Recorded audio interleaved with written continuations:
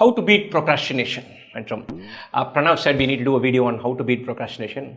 My first thought was, let's do it tomorrow. And let's do it tomorrow. And so I'm one of the guys who's super good at procrastination. So everything I'm going to say now, take it with a giant pinch of salt. I'm not coming from experience. I'm not. When I've struggled with procrastination kind of all my life. So if anything, I'm going to give you a set of anecdotes or frameworks where I have seen other people crack it, other people handle it better than I have. And so a bunch of techniques and tricks work. And working in groups work. And lots of procrastinators fail to sometimes, to put it very bluntly, treat their time with respect. But they treat other people's time with respect. So sometimes they say, I'll start this at 6 o'clock. They won't turn up. They have to start a test at 6 o'clock at their friend's place. They will go. Oh, bichara mere liye wait kar raha hoga. Something like that. So the societal thing can get you out of your comfort zone and you'll go turn up and deliver. That's good.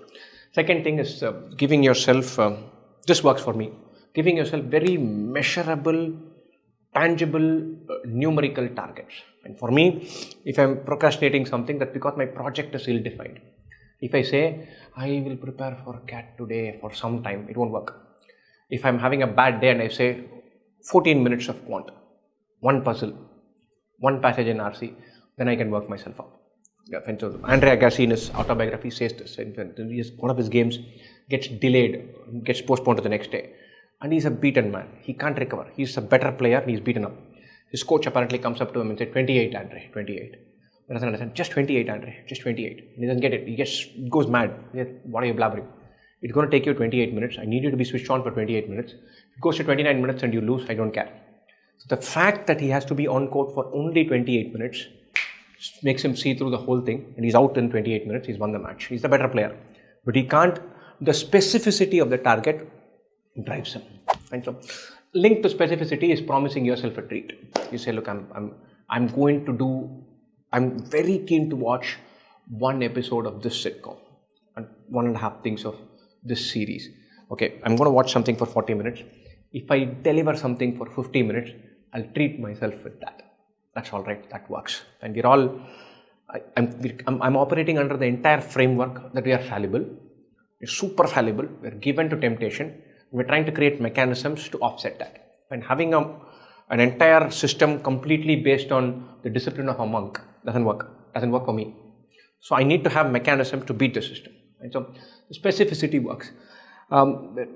So you have to pick up habits and bits and bobs. One of my classmates used to do this. We used to have a tough time waking up in the morning to prepare, to study. So we used to have one of those, obviously, old ceiling fans. This is hostels of the late 90s in India. Old ceiling fan. I don't know if you've seen this. There's a rod and then there's this reverse inverted cup and it comes down and then ceiling fan there. There's usually a gap between this roof and the cup. So all of us used to have alarm clock. It's so easy to bang the alarm clock, put it to snooze and go off. So our man would keep the alarm clock, whatever time it was set, borrow a stool and keep it on that point beneath the roof above the ceiling. And at that point, the alarm clock would be sitting there. So if it goes off at 5:30, she's off because it's going bam, bam, bam, bam, bam. And the only way he can stop it is to switch off the fan, wait for the damn thing to stop, go out, get a stool, come back here, wait for the fan to stop, pick that off and switch it off. By that time, he's fully awake. And so you'll have to find mechanisms where you force yourself to do one task and then hope that that momentum can take you forward. And so again, not foolproof at all. What works for me? I know I'm a master procrastinator. I know that. So, and I know that I like being ahead of the cycle. That built-in way of saying, save the best for last kind of mentality. So what I'll do, I'll set myself a longer window, longer time target. I'll say Monday to Friday, I'll prepare for 12 hours and 12 intense hours. I've been generally lucky that I don't need to put 25 hours. If I put intense hours, I get away with it. So 12 hours over a week is massive for me. Especially if I'm working or I'm studying, 12 hours is all you can find. Those 12 hours are intense, I'm good.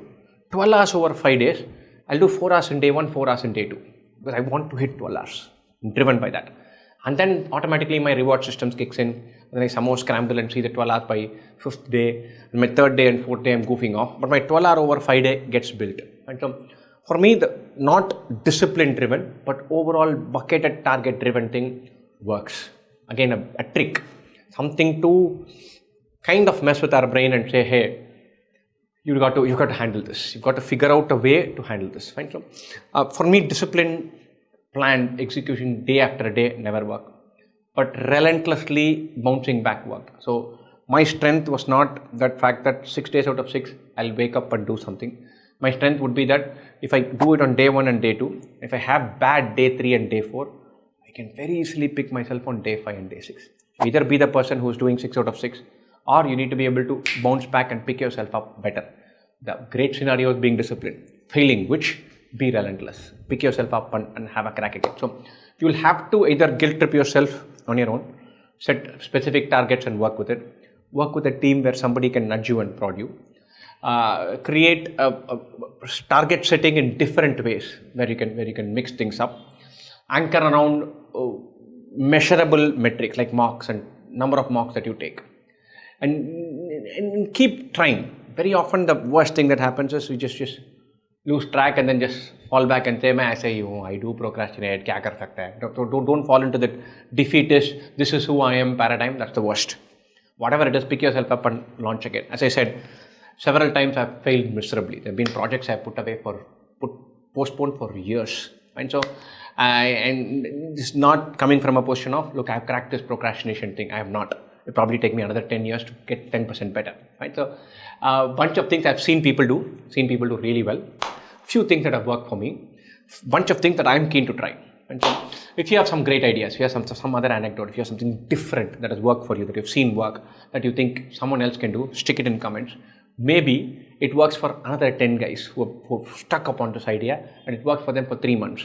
Brilliant. Nothing like it. Right? So let's see if we can crack this together. And best wishes if we can.